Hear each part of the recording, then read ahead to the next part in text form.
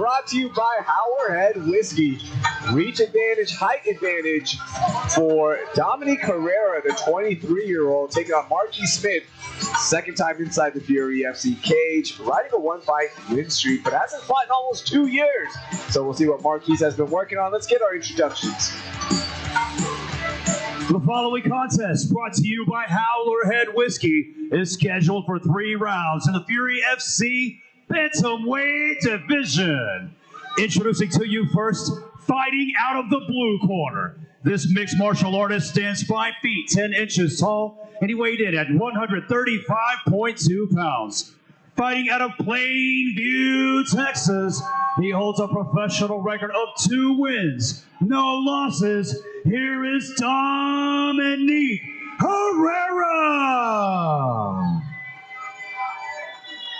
And introducing his opponent, fighting out of the red corner.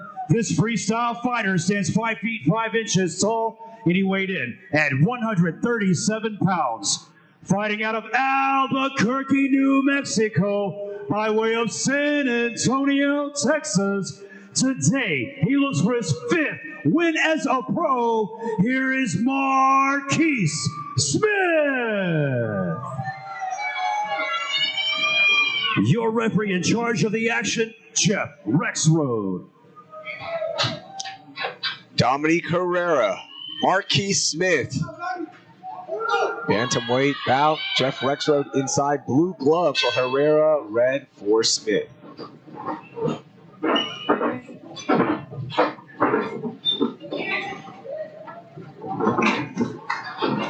Oh, jumping each kind of knocks him off balance. Hit him right in like the chest area. I've seen Herrera throw flying knees in every one of his pro fights.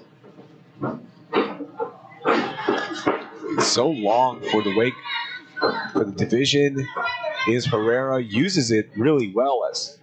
Yeah, well, in his debut, he fought a really credentialed wrestler, and then he looked at that knee a few times, and I think just practicing that so much in that fight camp, it became one of his go-to weapons.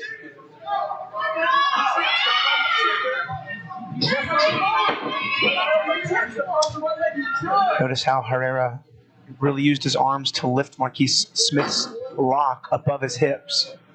Nice little elbow.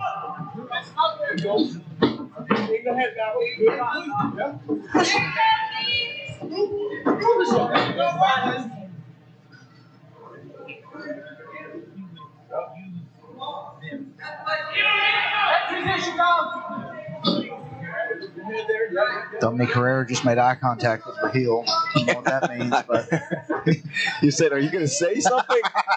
And my eyes immediately said, "Brother, this is fight number 20 of the night. I'm sorry."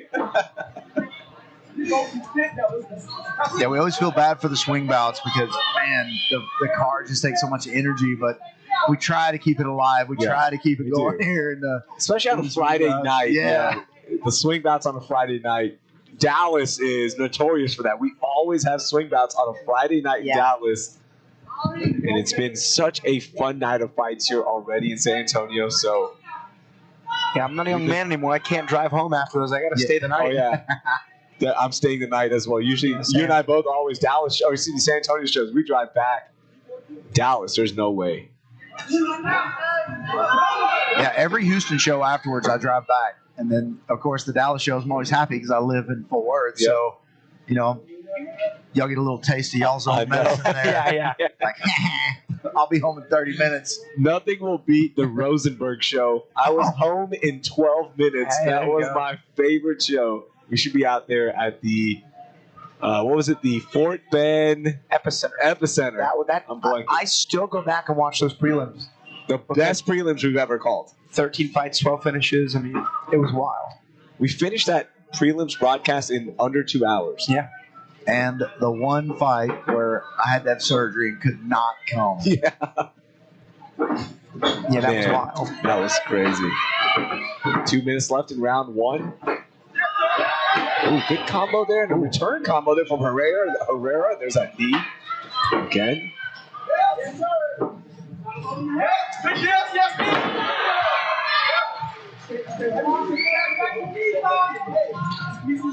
Herrera did a good job of negating that slam the first time, but eventually to the ground we go. Marquis Smith now working. You see America's ass right there. Jeff Rexroth. Jeff Rexroth, I'm not too sure. I think he was a detective.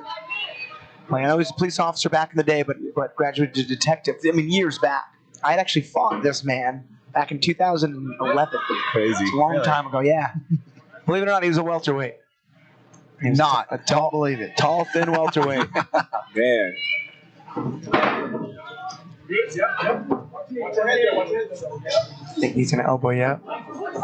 Under 1 minute left. I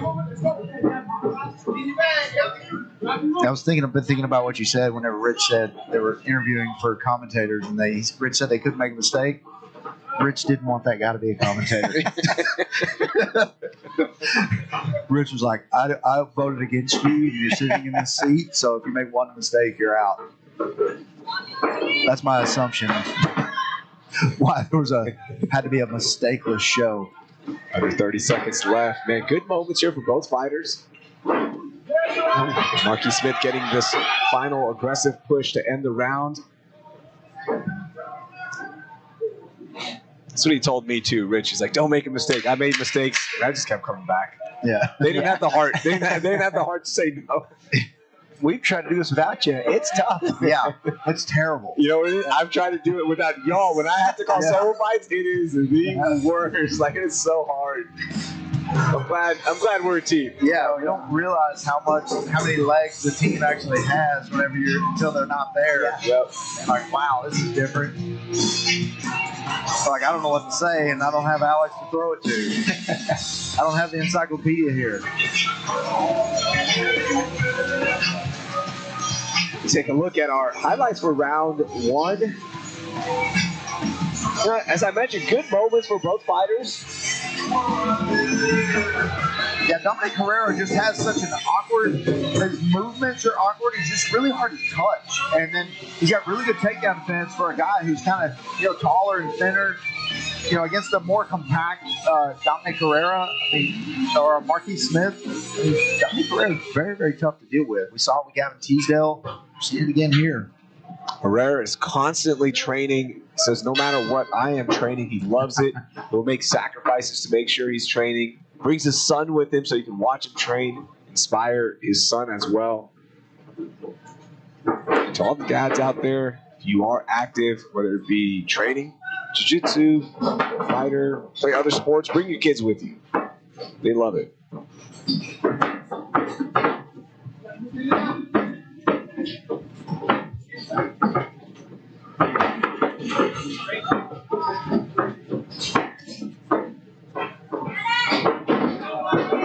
Herrera's looking for that flying knee. Right when the round started, he ran at him. I don't know if he did it as a joke, because he smiled real big afterwards, but it looks like he was charging up for a super knee.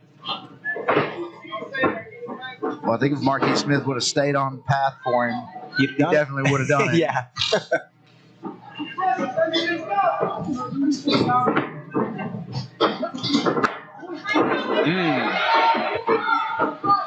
Yeah, there it is again. Man, I think Herrera thought he was going to shoot. And that's the best time to throw those. There's a bit of fate that is involved with some of these huge knockouts.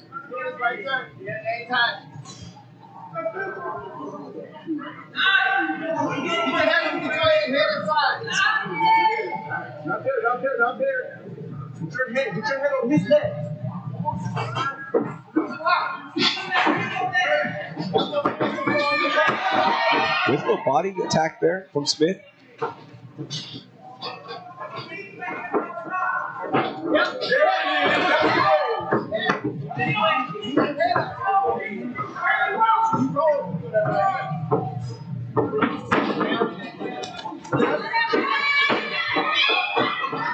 Now Herrera on the attack. Oh, man. Look for a second there, like both of them were trying to attack Rexroth. Just getting out of the way really, really quick there.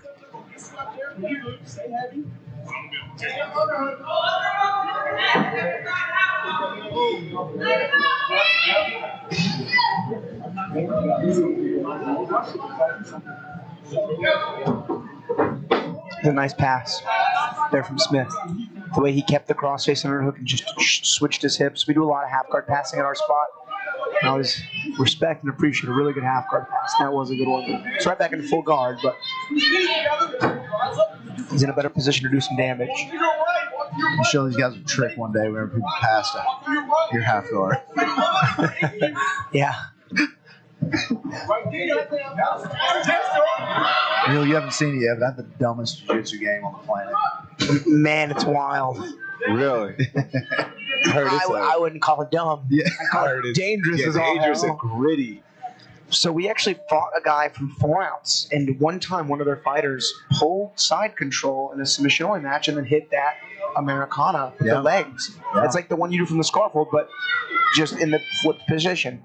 And I actually drilled that with Joe Hindershot. Yeah. And I was like, don't put your elbows here. A nice elbow there from Herrera. Yeah, Mike broke a guy's arm in an ADCC tournament one time. Yeah, it was in side control. It was the most tired I've ever been in a match. And I was like, all right, I'm going to let him pass. And he was like, oh my God, he just gave me a match. Herrera, big attacks here. Connecting at will. Nice trick there from Marquis. Good whizzer, though, and base there from Herrera. I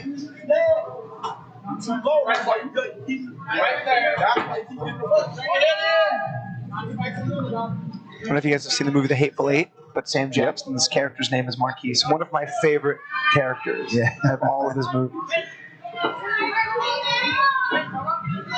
Gosh, Hateful Eight is so good. So underrated. Any Quentin Tarantino movie is good. Love it.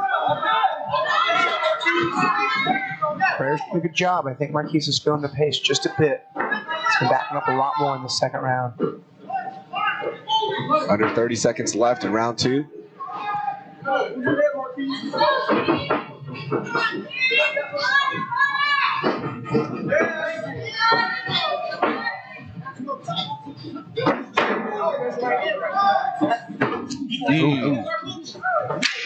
I'll tell you, Herrera pressuring and flirting in the second round, I think, is really giving him the round. Oh, wow.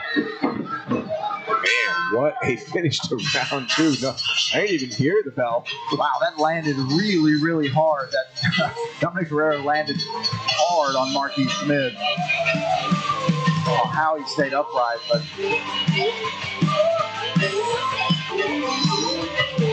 good second round for Dominque Herrera. Again, Marquis Smith had some highlights there, had some good moments. But Dominque Herrera, man, so long, putting the pressure on, fighting really, really well. Nice takedown from Marquis. And here's those exchanges from Dominque. See those long arms, a big elbow there right over the top. That may have been the thud we heard right before the end of the round. And where Dominique's from, but the local businesses get Dominque Herrera some sponsors over there on the shorts. He deserves it, man. 2-0. Plainview, Texas. Plainview, Texas, North of Amarillo. I think he trains in Colorado. I'm pretty sure. Or wherever it is. Come on, step up. Let's get something on Dominque Herrera's shorts. Put some money in his pocket. I have an email, a portfolio of a sponsorship package idea. Very professional, very sincere, and I'm happy to send to fighters. Yeah. Yeah, I've heard you talk about that before. On the podcast you were on with Joe, right? Yeah, Yep. yeah. Actually, recently just sent to that Jay Alderete. He's one of the amateur fighters. Actually, I think fighting for the belt, the amateur belt, here pretty soon in September. I tell the guys, you can do as much with sponsors as you're willing to work for. Yeah, shout out to all the sponsors working with these guys on the local level, state level, regional level. Love to see it. Because a dream can be fueled by ambition, but you also need money. Yeah. I remember being in my late teens and early 20s, living the fight life.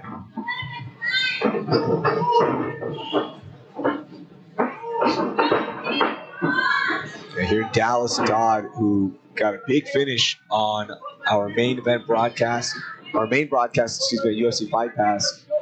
They're talking about going into fight camp. He had 88 cents in his bank account, and he was not exaggerating. Like, he was not being hyperbolic. He was being real. Like, that's what it is. And I love hearing those guys talk about that openly. It is a struggle, so know that other guys are going through it if you're a fighter watching.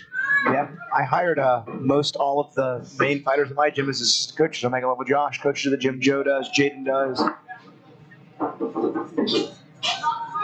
Remember, Jacoby Smith, after his last win, he was talking about, man, this has been hard. I'm ready to make some money, guys. Like, I'm going, I need help here. Yeah.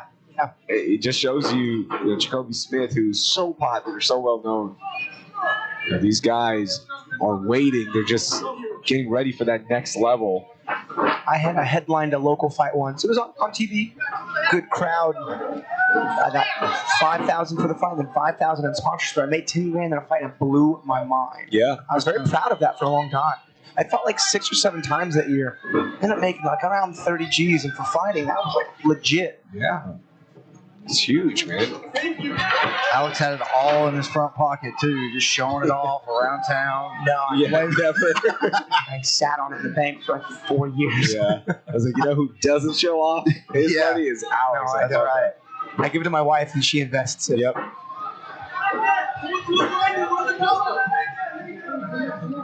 And we're talking about Diego Lopes, man. Just 2 years ago, he was sleeping inside the gym, was barely making it, and saw the pathway to the UFC through Fury.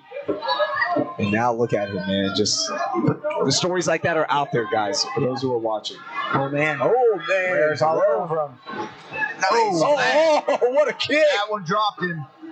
Can Herrera get the finish? He sees it. A knee. Unloading is chasing his Herrera. finish now. He has got Marquis reeling backwards. Yeah, Marquis has got a long time to wait here. He's got a long time to survive. Oh, Dominque Herrera lands again. Oh, man, that would have been brutal. If he can just get Marquis to stop moving back, put him on the cage, and unload some punch, he can get a finish here. Marquis looking to wrestle.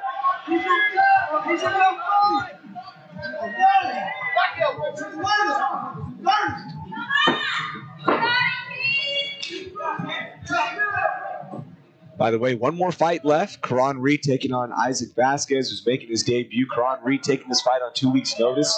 It's a great fight. Yeah, I can't wait. We saw Isaac Vasquez fight Brian James, win a decision in his last amateur fight, goes pro.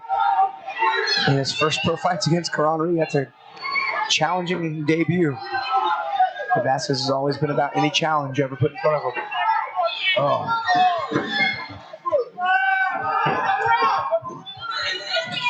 Yeah, Dominque Herrera is landing some big shots here. 10 seconds left in this fight. It's been a big round for Dominque Herrera. Oh, man, still unloading. All right, to the judges' scorecards we go. Let's take a look at our highlights for round 3.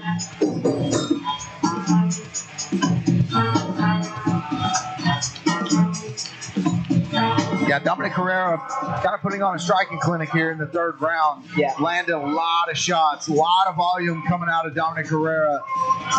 There's that spinning heel kick there. He almost had him out of there. Yeah, lands right on the solar plex. Marquis Smith, I mean, shout out to him for surviving that last barrage. I mean, it was 1 minute and 20 seconds when he got hurt. I mean, he was in trouble the entire time. Able to lock it up. Really good job of not getting finished there.